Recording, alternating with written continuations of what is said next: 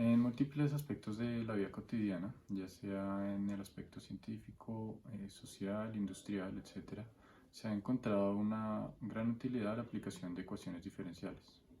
El día de hoy les hablaré de su aplicación en la eléctrica y en la electrónica, más específicamente en lo concerniente a los circuitos de corriente AC. La corriente AC o corriente alterna ha facilitado muchísimo el empleo y el transporte de la electricidad a cualquier parte del mundo. Debido a que gracias a ella es posible transportar corrientes de órdenes considerables a distancias enormes a muy bajo costo. Como podemos ver en el tablero, estas son tres de las posibilidades que podemos encontrar para poder organizar distintos componentes eléctricos como resistencias, capacitores e inductancias a partir de fuentes de corriente alterna. Aunque únicamente estos son los arreglos que podemos encontrar de circuitos en serie. Como veremos, a diferencia de los resistores, dos nuevos componentes como los inductores y las capacitancias encuentran su relación de corriente con voltaje de una forma sinusoidal, lo que hace que su estudio sea mucho más sencillo por medio de ecuaciones diferenciales. Una herramienta que necesitaríamos además para poder hacer el análisis completo de este tipo de circuitos son las leyes de Kirchhoff. Existen dos leyes de Kirchhoff para el análisis de circuitos, pero que los circuitos que vamos a analizar son circuitos en serie, la única que vamos a utilizar es la ley de Kirchhoff concerniente a los voltajes.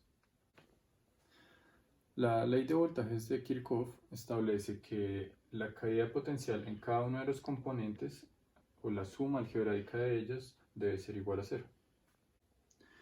En la ecuación resultante podemos ver que el voltaje en la batería es positivo a diferencia de los demás que es negativo, ya que este es un elemento que produce potencia a diferencia de los demás que son quienes la consumen. Para la completa descripción del fenómeno en este circuito es importante hallar la relación entre la caída de potencial y la corriente en general en todo el circuito. A su vez, para ello es importante encontrar la relación entre la corriente y la caída de potencial en cada uno de los componentes. Como podemos ver, para la resistencia existe una relación lineal. Simplemente la resistencia sería la pendiente de la relación entre la diferencia de potencial y la corriente. A su vez, para la inductancia, vemos que ya no es una relación lineal, sino que entra a haber una relación de tipo diferencial. Para la capacitancia podemos ver que hay una relación aparentemente lineal, pero en realidad, como se puede ver, la I no aparece en ningún lado. Ya veremos más adelante que en la cantidad Q, que corresponde a la carga almacenada en el capacitor, podremos encontrar una relación donde aparezca la corriente del circuito.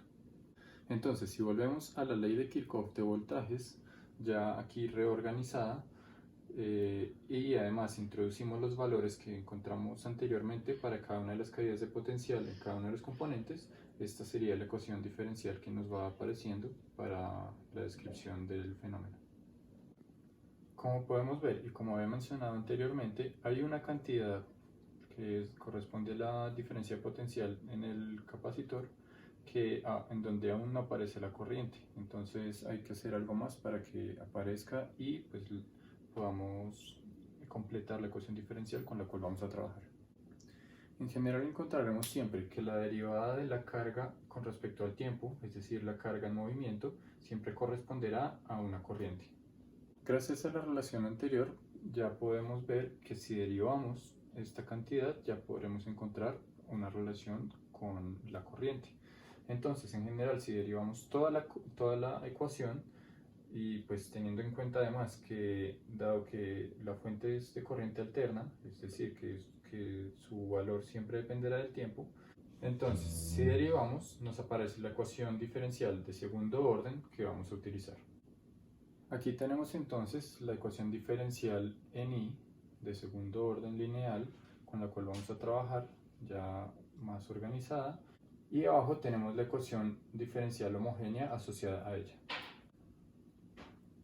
Vamos a dividir entonces toda la ecuación diferencial en la cantidad L para poder dejar sola la segunda derivada. Aquí tenemos entonces la ecuación característica correspondiente a la ecuación diferencial. Hay que recordar que las cantidades R, L y C son cantidades constantes. Entonces, aquí podemos ver las dos posibles soluciones para la ecuación característica mostrada anteriormente. Por lo tanto, la solución de la ecuación diferencial homogénea tiene esta forma, en donde incluimos cada una de las raíces y pues aparecen dos constantes arbitrarias. Para encontrar la solución particular, utilizamos el método de coeficientes indeterminados, recordando además que la forma de la función de las fuentes AC y su derivada a su vez tienen una forma sinusoidal. Así, la solución general va a ser la suma de la solución particular más la de la homogénea, y pues esta sería su forma resumida, en donde tenemos que para la parte de la homogénea R1 y R2 son las que ya habíamos visto anteriormente.